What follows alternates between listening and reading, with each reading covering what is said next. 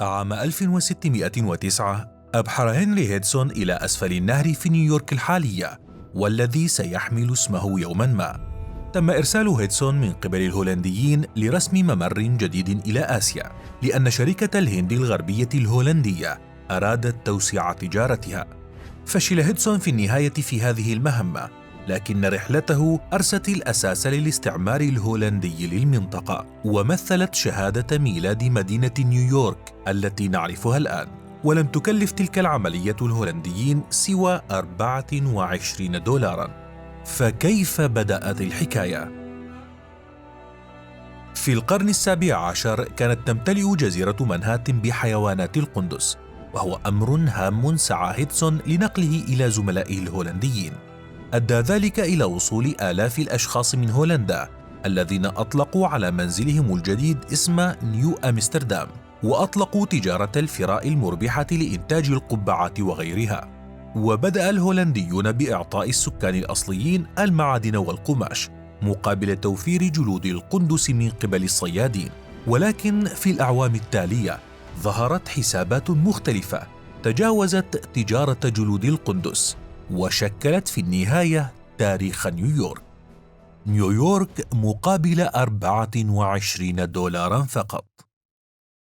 اكتسب الهولنديون المال الكثير بسبب تجارة القندس، ولتأمين هيمنتهم على العالم الجديد ضد المنافسين الأوروبيين الآخرين، أرسلت هولندا عام 1626 مسؤولاً جديداً يدعى بيتر مينويت ليحكم المستعمرات الهولندية ومنها منهاتن، التي أطلق عليها اسم هولندا الجديدة أو نيو نيذرلاند.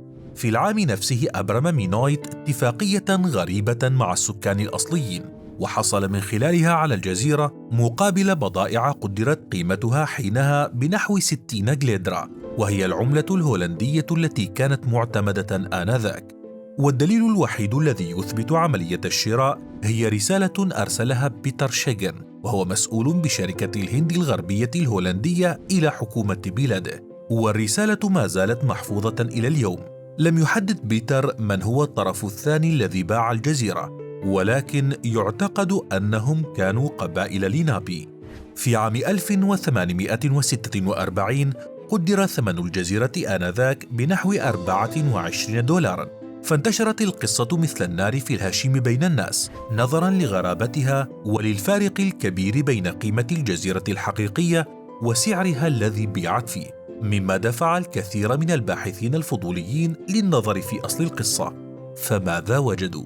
لاحظ بعض المؤرخين أن تجارة الأراضي وأفكار ملكية الأراضي الخاصة لم تكن من السمات الشائعة في اقتصاد السكان الأصليين مثل ما هي موجودة عند الهولنديين، حيث كانوا يعرفون الأرض على أنها مساحة يتم تقاسمها بين مجموعات مختلفة، أو في بعض الحالات يتم تأجيرها فيما بينهم. حتى جاء الهولنديون بفكرة معينة عن الملكية لم تكن عند السكان الأصليين. وعندما وقع الأمريكيون الأصليون على سندات الملكية، اعتقدوا أنهم بذلك يشاركون الأرض، وهو ما قد يفسر أيضاً سبب عدم تطابق المدفوعات المتواضعة مع حجم الممتلكات والأراضي. ولأجل ذلك شهدت المنطقة خلال الفترة التالية نزاعات بين الهولنديين والسكان الأصليين، كانت أهمها حرب كيفت، وهو ما يفسر عدم معرفتهم بقوانين التملك الهولندية. لكن بعض المؤرخين دافع عن الاتفاقية، وقالوا إن الهولنديين طيلة السنوات التي كانوا فيها بالجزيرة أعطوا السكان معدات وبضائع وحتى أسلحة نارية، وكان كل هذا مقابل جزيرة منهاتن. لكن في نهاية الأمر لم يبقى الهولنديون في الجزيرة ولا حتى السكان الأصليون. فبعد 40 عاماً، وتحديداً عام 1664، طرد الإنجليز الهولنديين من الجزيرة وأطلقوا عليها اسم نيويورك. وعلى مدار العقود التالية تم تهجير الأمريكيين الأصليين تدريجياً من الجزيرة، لتصبح اليوم جزءاً حيوياً من نيويورك التي نعرفها، وتتجاوز قيمتها أكثر من $1,000,000,000. فما رأيك بما فعله الهولنديون؟ وهل تعرف قصصاً أخرى مشابهة؟